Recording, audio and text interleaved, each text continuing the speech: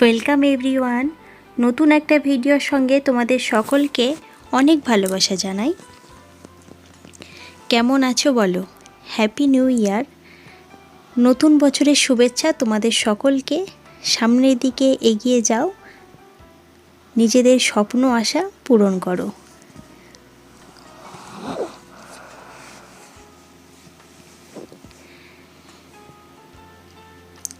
আজকে আমার ব্লগ ভিডিওর মধ্যে তোমাদের অনেক কিছু শেয়ার করব।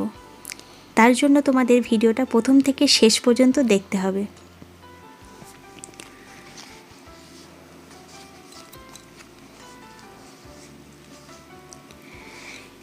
যেই কথাটা আমি বলবো হয়তো তোমাদের জীবনের সঙ্গেও কিছুটা হলেও মিল পাবে। কিছু অনুপ্রেরণামূলক কথা তোমাদেরকে বলবো। আমরা যাই ভাবি বা নতুন কিছু করার চেষ্টা করি না কেন, অন্যরা আমাদের এই বলেই থামায় যে তুমি এটা করতে পারবে না, এটা ঘটতে পারে না, এবং আমরা আমাদের সিদ্ধান্ত পরিবর্তন করি এই ভেবে যে আমি সত্যিই এটা করতে পারবো না, এবং হাল ছেড়ে দিই। এর প্রধান কারণ হলো নিজের প্রতি বিশ্বাস না থাকা, নিজের ক্ষমতার প্রতি বিশ্বাস না থাকা, নিজের কাজের প্রতি বিশ্বাস না থাকা। বন্ধুরা, লোকে যা খুশি তাই বলুক, নিজের ওপর আস্থা হারাবেন না। নিজেকে চিনুন। জয় নিশ্চিত হলে কাপুরুষরাও লড়াই করে, তাদের বলা হয় সাহসী। যারা পরাজয় নিশ্চিত হলেও তারা হাল ছাড়ে না। কি বলো ফ্রেন্ড? কথাগুলো কিন্তু প্রত্যেকটা লাইন সত্য, কি তাই না? এবার থেকে ভেবেছি আমার ব্লগ ভিডিওর মধ্যে তোমাদের ছোট্ট ছোট্ট এমন কিছু কিছু কথা বলবো যেগুলো হয়তো তোমাদের প্রত্যেকটা কাজে, এমনকি সামনের দিকে এগিয়ে যেতে সাহায্য করবে। তার জন্য তো তোমাদের আমার ভিডিওটা প্রথম থেকে শেষ পর্যন্ত অবশ্যই দেখতে হবে, তাই না? তো চলো আজকে আমার ভিডিওর ব্যাপারে কিছু কথা তোমাদের বলি।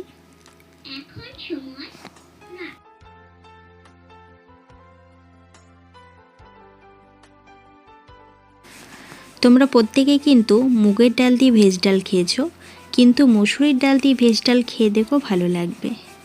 আজকে কিন্তু সঙ্গে রয়েছে মাটন। খুব একটা ভালো রান্না যদিও করতে পারি না, কিন্তু চেষ্টা সবসময় করে যাই। পরে অন্য আর একদিন না তোমাদের এই ভেজ ডালের রেসিপিটা ভেবেছি শেয়ার করব। দেখো আমি প্রেসারে দিয়ে দিয়েছি, যেহেতু মাটন আর কড়াইয়ে করতে গেলে অনেকটা সময় লেগে যাবে। আর এদিকে এটা কিসের শাক বলো তো? এখানে হচ্ছে মটরের শাক। এই শাকটা আমি খুব ভালো করে পরিষ্কার করেছি, কারণ একটাও ডান্টি নেই, মানে যে শক্ত ডালগুলো থাকে সেগুলো একটাও নেই। তো দেখো প্রেসারে ওদিকে আমার রান্না হচ্ছে, রান্না কমপ্লিট, খাওয়া দাওয়াতে বসে পড়েছি।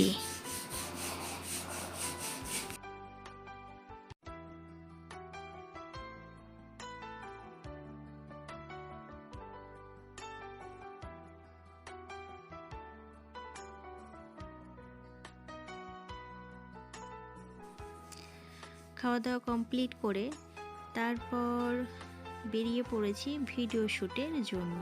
তো আমার হাতে দেখতে পাচ্ছ ক্যামেরার একটা ব্যাগ রয়েছে, এর ভিতরেই রয়েছে ক্যামেরা। তো ঠিকঠাক করে ভিডিও এডিট করতে পারছি না, পোস্ট করতেও পারছি না, কিন্তু চেষ্টা করে যাচ্ছি অনবরত। তো দেখা যাক কতদূর কি এগোতে পারি। আজকে বাড়িতে আসার পর অনেক কিছু রান্নাবান্নার পর্ব আছে, সেটা দেখতে পারবে। তো দেখো আমি বিকেলে বাড়িতে এসে এই যে ডাল আগে করেই আমি ভিজোতে দিয়েছিলাম, ভিজাতে আর কি। তো ডালগুলো আমার ভিজে গেছে, তার জন্য ধুয়ে পরিষ্কার করে এটাকে আমি মিক্সার গ্রাইন্ডারে পেস্ট করে নেব। তো যখন পেস্ট করব অবশ্যই তোমাদেরকে দেখাবো। এখন দেখো সন্ধে হয়ে গেছে, সন্ধে দেওয়া হলো।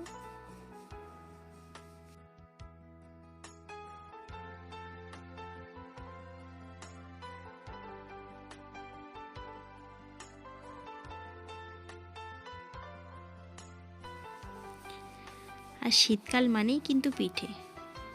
ইচ্ছে হয় যে নানান রকমের পিঠে বানাই, রেসিপি যে তোমাদের সঙ্গেও যদি শেয়ার করতে পারতাম পুরোটা হয়তো খুব ভালো হতো। তো দেখো আমার ডালটা কিন্তু পেস্ট করে নেওয়া হয়ে গেছে, পেস্ট করে অলরেডি গোলাও কমপ্লিট হয়ে গেছে। তো আমি এখন এই পিঠেকে বলে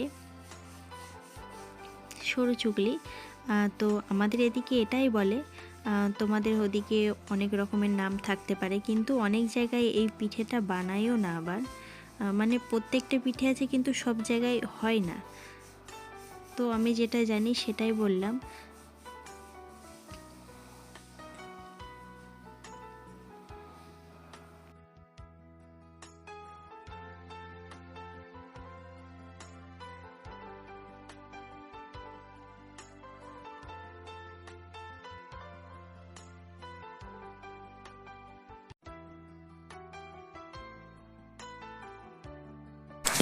চলো এবার তোমাদের বলি এই যে যেই পিঠেটা আমি বানাচ্ছি সেটার ব্যাটারটা কিভাবে তৈরি করলাম। তোমরা তো দেখলে যে বিকেলে আমি ডাল ভিজিয়ে রেখেছিলাম অলরেডি, সেই ডালটাকে আমি মিক্সার গ্রাইন্ডারে পেস্ট করে নিয়েছি। তোমরা শিলনোড়াতেও বেটে নিতে পারো। তারপর এখানে যেটা আমি অ্যাড করেছি সেটা হচ্ছে চালের গুঁড়ি। এই ব্যাটারটা যখন তৈরি করব খুব একটা মোটা করলে হবে না, আবার ডালটা অতিরিক্ত পরিমাণে দিলেও হবে না, আবার গুঁড়িটাও বেশি দিলে হবে না, পরিমাণ মতন রাখতে হবে। তার কারণ কি বলো তো, ডাল বেশি দিলে না খেতে ভালো হবে না, আবার চাল বেশি দিলে এটা তোলাই যাবে না, ফেটে যাবে। তো তার জন্যই তোমাদের বললাম পরিমাণ মতো এটাকে ঠিকঠাক রাখতে হবে। তো আমি পরিমাণ মতো ব্যাটারটা তৈরি করে নিয়েছিলাম, আর এখন আস্তে আস্তে দেখো সব পিঠেগুলো তৈরি করে নেব। তো এটাতে না আমি কোনো কিছু অ্যাড করিনি, জাস্ট একটু স্বাদ আনার জন্য একটু লবণ ইউজ করেছি। তো এইগুলো করা হয়ে গেলে আর একটা জিনিস করব, এর ভিতরে না লঙ্কার গুঁড়ো দিয়ে বানাবো আর কি। তো যেটা একটু ঝাল ঝাল টেস্টি করেছিলাম না, এটাও কিন্তু খেতে খুব ভালো হয়েছিল। যেটা ঝাল ঝাল হয়েছিল একদম অন্যরকম খেতে হয়েছিল।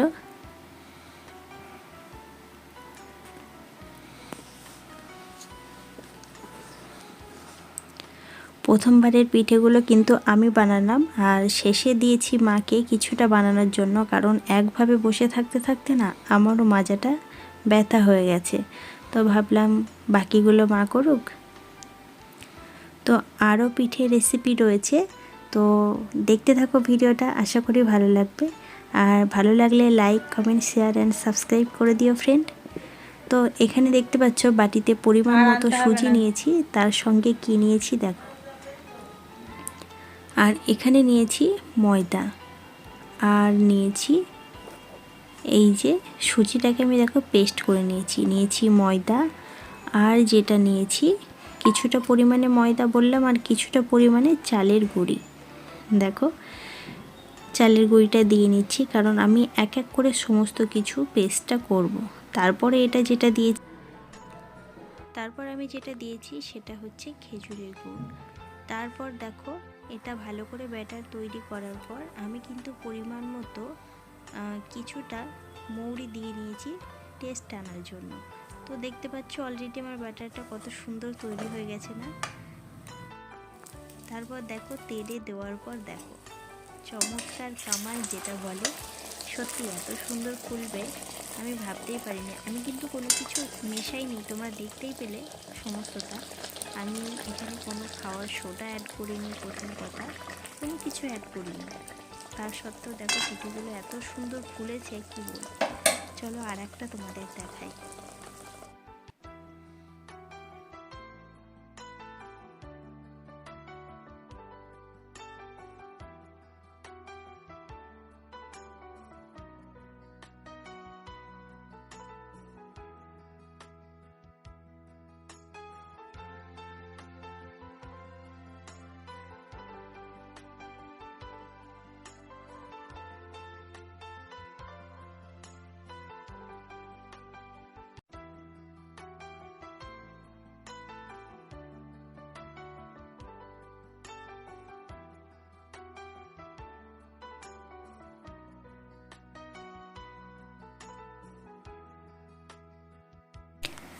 আর খেতে কিন্তু দারুণ টেস্ট হয়েছিল। এর আগেও আমি বানিয়েছি এই রকম পিঠে, কিন্তু এর মতন এতটা টেস্ট মনে হচ্ছে আগে কখনো হয়নি।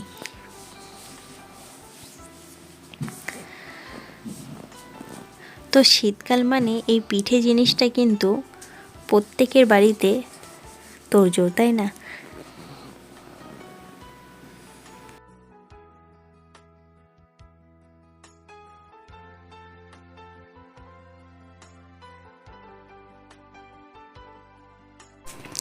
দেখতে পেলে মালপোয়া কিংবা তেলের পিঠে দু রকমই বলা যেতে পারে। আমার কমপ্লিট হয়ে গেছে কত সুন্দর। আর এরপরে আমি আরও একটা পিঠে তোমাদের সঙ্গে শেয়ার করব। তো দেখো আমি এটা বাটিতে কিন্তু দুধটা জাল দিয়ে নিলাম। আর এখানে দেখো চালের গুঁড়ি দিয়ে খুব অল্প পরিমাণে ময়দাটা মাখিয়েছি। আর যেটা দেখলে নারকেলের পুরটা করে নিয়েছি।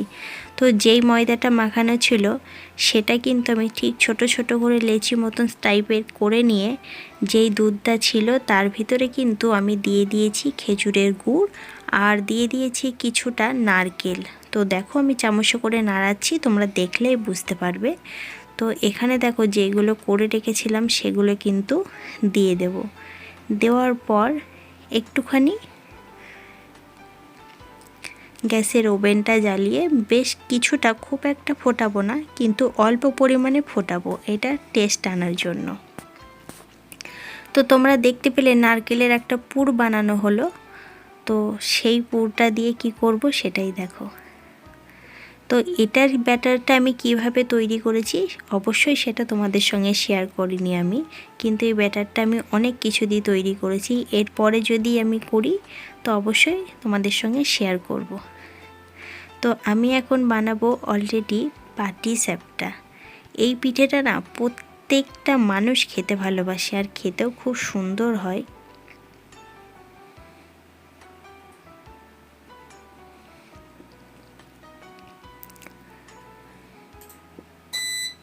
দেখো মাঝখান দিয়ে আমি কিন্তু নারকেলের পুরটা দিয়ে দিচ্ছি। তারপরে খুন্তিটা দিয়ে আস্তে আস্তে আস্তে আস্তে আমাকে উল্টাতে হবে। আমি যেহেতু এক হাতে ক্যামেরা রয়েছে, তো কিভাবে রোলটা করলাম সেটা আমি দেখাতে তার জন্য পারলাম না।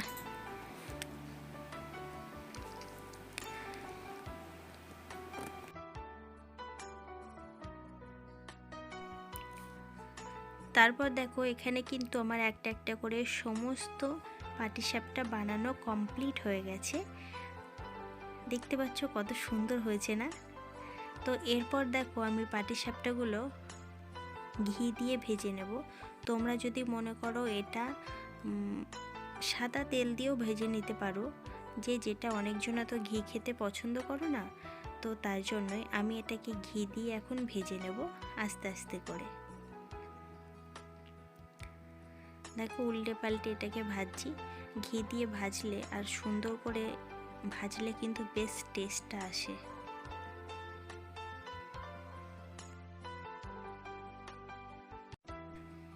আর শীতকাল মানেই পিঠে। তোমরাও বসে আছো কেন, বাড়িতে বানিয়ে সুন্দর সুন্দর রেসিপির পিঠে বানিয়ে খাও।